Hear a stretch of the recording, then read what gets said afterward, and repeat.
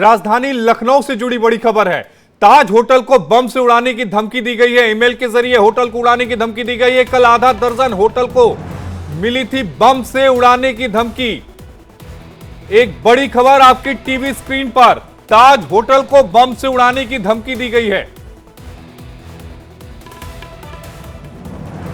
Email के जरिए hotel को यह उड़ाने की धमकी दी गई है। आधा दर्जन से ज्यादा याद है मैच 82 और 54 बॉल्स। कोच से 53 बॉल्स। अच्छा 53 था। लीजिए। छोले भटूरे ऑर्डर करें। सर एक बात बोलूं, आप एसएल और वेरिलक्स क्यों नहीं ट्राई करते? डिश है एसएल और वेरिलक्स प्रोग्रेसिव लेंसेज। एकदम seamless vision at all distances. For instant sharp focus from near to far. Switch to SL or Verilux lenses, #1 progressive lens brand worldwide. जो होटल थे उनको धमकी दी गई। और इसी खबर पर ज्यादा जानकारी के साथ हमारे सहयोगी अखंड प्रताप शाही हमारे साथ लखनऊ से लाइव जोड़े हैं। अखंड, ईमेल के जरिए धमकी दी जाती है, संगठन कौन सा है और धमकी में क्या कुछ कहा गया है? जी बिल्कुल, और ये जो धमकी जो दी गई है ये कल की ही धमकी के आगे की कड़ी समझी जा सकती है। और जिस तरीके से दी गई है धमकी, ये भी बिल्कुल वही पैटर्न है जैसे कल दिया गया था, ईमेल किया गया था। आधा दर्जन के करीब जो होटल हैं उनमें पिकेटली होटल भी यहाँ का मशहूर है। यहाँ के तमाम ऐसे होटल हैं जो फॉर्च्यून होटल, इस तरीके के ऐसे होटल जो काफ़ी अच्छे होटल माने जाते हैं और काफ़ी रिनाउंड होटल हैं। उन्हीं में उन सारे होटल्स में से लगभग आधे दर्जन होटल्स में धमकी दी गई थी कि वहाँ पे बम है और हम इसको उड़ा देंगे। 50 लाख रुपए की फिरौती भी मांगी गई थी, एक्सटॉर्शन मनी मांगी गई थी। और इसके अलावा दूसरी तरफ अगर देखा जाए तो आज जिस तरीके से धमकी दी गई है वो पैटर्न भी बिल्कुल वैसे ही है। मेल के जरिए धमकी दी गई है और ताज होटल को उड़ाने की बात कही जा रही है। तो इस तरीके से ताज होटल को लेकर भी सुरक्षा के इंतजाम किए जा रहे हैं।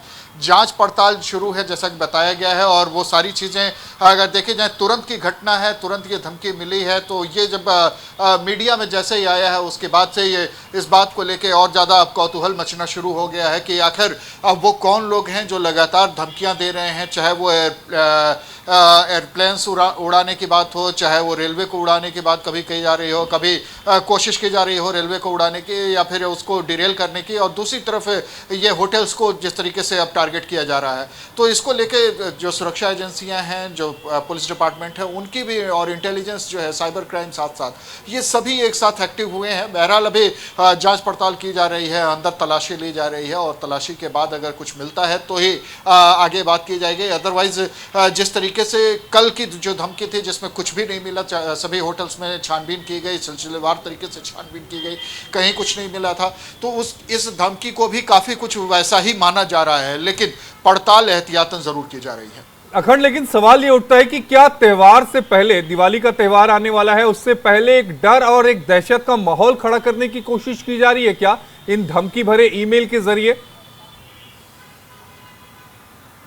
निश्चित तौर पर इसको इससे अलग करके तो नहीं देखा जा सकता, क्योंकि जिस तरीके की धमकियां दी जा रही हैं, जिस तरीके से बड़े प्रतिष्ठानों को टारगेट किया जा रहा है, जिस तरीके से जो सुरक्षा के लिहाज से जो बहुत संवेदनशील क्षेत्र हैं वहाँ पे लगातार उनको टारगेट करने की कोशिश की जा रही है, तो निश्चित तौर पर इसको अलग करके नहीं देखा जा सकता कि ये पूरी सुरक्षा व्यवस्था को धत्ता बताने की कोशिश है या उसको पूरी व्यवस्था को चौपट करने की कोशिश है। एक ऐसा माहौल, डर का माहौल क्रिएट किया जाए ताकि लोगों में अफरा तफरी मचे, लोग व्याकुल हों या लोग इस तरीके से सोचने लग जाएं कि वो यहाँ पे सुरक्षित नहीं है। और यही तो चाहती हैं वो देश विरोधी ताकतें जो होती हैं।